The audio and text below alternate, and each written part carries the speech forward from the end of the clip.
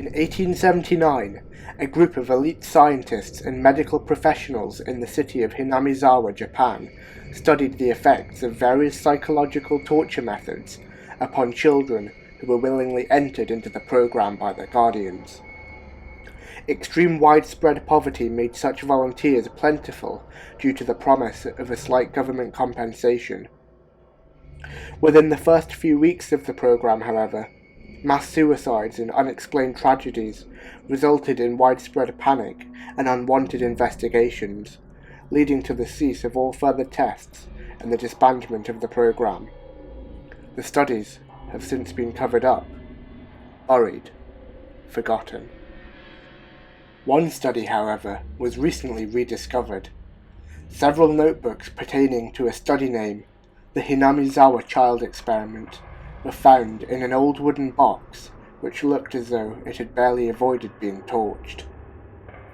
The notebooks inside, although pages were occasionally missing and blotted out, allowed for the full study to be pieced together. Apparently, the Hinamizawa child experiment went something like this. Children of Group 581 were strapped to chairs, each in a separate large warehouse. The child would be in the exact centre of the completely vacant windowless warehouse, lit by a singular lamp directly above their chair. The light would be dim and weak, barely illuminating a small area around the chair against the darkness of the warehouse, and it would flicker, on and off, on and off, sometimes staying on for a full minute, and sometimes staying off for just as long. Every child had their torsos and heads strapped down, while their arms remained free and were hooked up to an IV to deliver necessary nutrients. Their bathroom would simply be a bucket under their chair, accessible through a hole in the seat. Of the 4 children studied, only 2 were told what would be happening in the experiment, subjects 1 and 2. The other 2 subjects, subjects 3 and 4, were told nothing, and nothing would be done to them in order to act as a control. They would simply sit in an empty warehouse for several days. For the subjects told of and acted upon in the experiment, they were told very little. Only that something or someone was in the room with them. It would start in one corner of the warehouse, but it would get closer, very slowly, possibly taking several days to reach the child. They were told, however, that when it finally reached them, it would hurt them, torture them.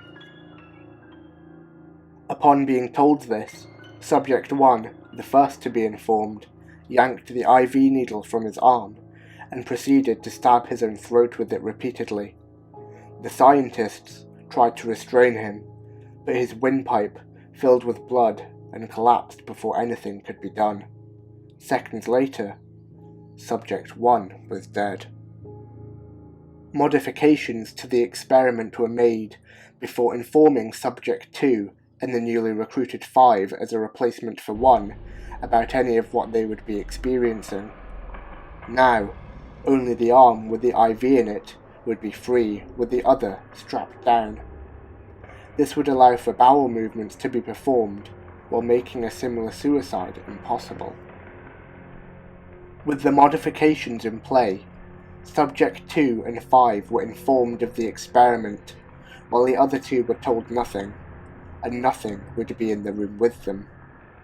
All 4 would be monitored regularly by looking through small portholes in the ceiling of the warehouse. These are the notes taken by one of the observing scientists.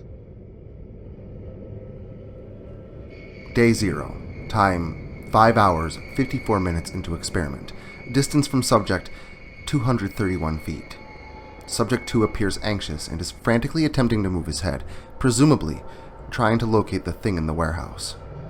It is far too dark in the perimeter, however. Minimum distance for identification is 178 feet.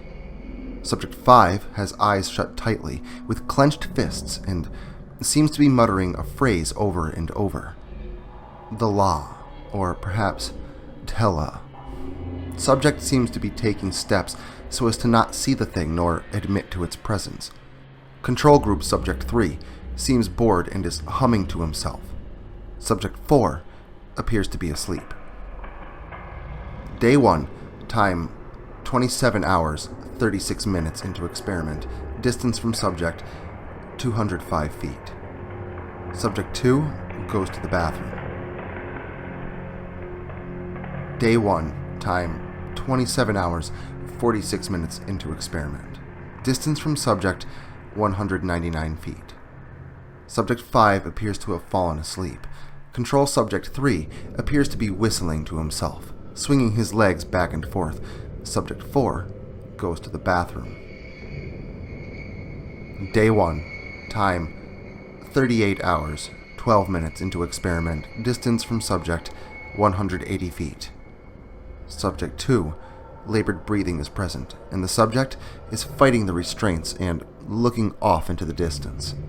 Subject 5 has again closed eyes tightly and is trying to face away from something.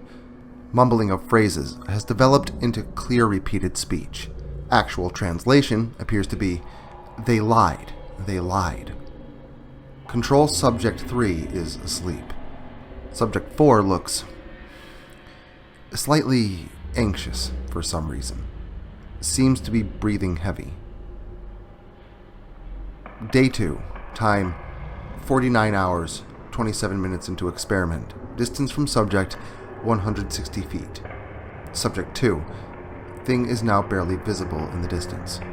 Subject 5, thing is now barely visible in the distance. Control Subject 3, something appears to be visible in the distance. Possible error as warehouse should be empty. Subject 4, a form similar to that present in Subject 3's warehouse, appears to be standing, looking at the child. Recommending abort experiment. Day 2, time 50 hours, 12 minutes into experiment. Distance from target, unknown. Subject 2, something appears to be standing behind the man we hired to act as the thing for the experiment. It is not our man. Subject 2 is trying to warn our man, but he isn't listening or reacting, as we told him strictly not to. Subject 5, neither our man nor anything but the child can be seen in the warehouse anymore. Subject 5 is now screaming, "They lied!" Control Subject 3, the thing is now much closer to the child. It is moving at a much faster pace than called for by the experiment. Child 3 is thrashing and appears to have bitten off his own tongue, possibly as an attempt at suicide. Subject 4, the child is now weeping and screaming as the thing stands but a few feet from him. It is not human. I am begging my superior to stop the experiment, but he insists it continue. Day 2, time 50 hours, 15 minutes into experiment. Distance from target, 0 feet. Subject 2, the thing has killed our man. It gutted him and spread his intestines around the floor of the warehouse, seemingly for no other reason than to scare the child, which it now stands over, peeling off its skin. Subject 5, subject is hysterical, screaming and almost laughing, yelling, "They lied!" Still, nothing can be seen in the warehouse. Control Subject 3, the thing is now sitting in the chair. Its hand is through the back of the subject's skull, working the dead child like a puppet. Subject 4, the thing is dragging the child from the waist up back into the darkness, laughing. The child's legs remain in the chair. We have ordered an end to this experiment, but it's too late.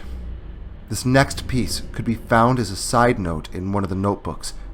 As we turned on all the warehouse lights, gruesome scenes of mutilated bodies greeted us, but those things were nowhere to be found.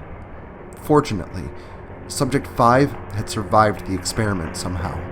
The thing gutted our hired man, similarly to what had been done in Subject 2's warehouse. Yet, the child was left unharmed for some reason. The child, although alive, is near catatonic and apparently not able to do anything but yell, "They lied!" This is the last note found in what appears to be the experimental manager's lab book.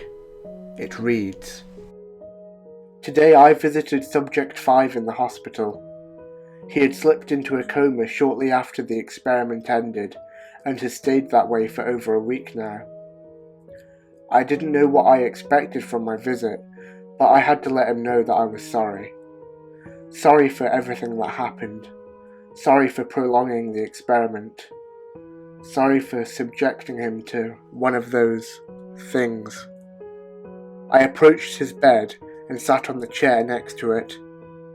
Although I felt silly talking to a comatose child, I began to explain how the experimental plan never actually called for any harm to be done to the children, despite what they were told.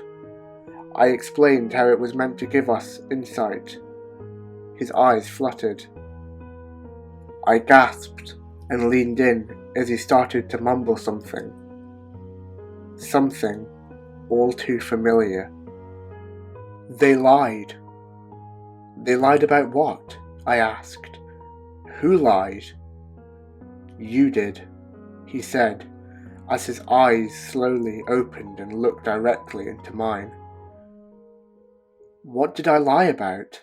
I asked, feeling uneasy. "How far are you from the warehouse?" he asked. "The warehouse? For the experiments?" I said. "Those are on the other side of town." "That's a start," he chuckled. "You really think that thing in Warehouse 5 just decided to leave me alone? You lied to me. You lied to me. You said it would come for me. You think it was just a coincidence that you stationed yourself at Warehouse 5, the only warehouse with a result unlike the others? Really, it never wanted me. It was coming for you. It's still coming for you. And no matter how long it takes, no matter how far you go, it will eventually get you." "What exactly was it that prompted you to leave where you were and come visit me, Doctor? Was it a feeling of guilt? Or was it a feeling that something was slowly, ever so slowly, reaching your house, never sleeping and never stopping?